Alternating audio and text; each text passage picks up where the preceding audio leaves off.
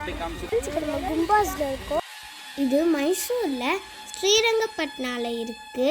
மன்னர் திப்பு சுல்தான் அவங்களும் அவங்களுடைய தந்தை மன்னர் ஹைதர் அலி, அவங்களுடைய தாயார் ஃபஹ்ருன்னிசா 3 பேருடைய அடக்கஸ்தலமும் இங்கே தான் இருக்குது.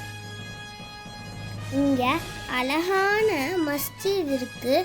இதுக்கு பேர் மஸ்ஜித் அல் அக்ஸா அப்படின்னு சொல்லுவாங்க. இது மன்னர் திப்பு சுல்தான் அவங்களால கட்டப்பட்டது.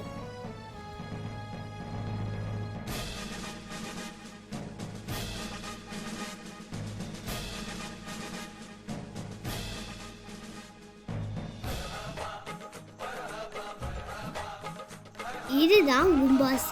இது 36 கிரானைட் பில்லர்ஸால் கட்டப்பட்டது.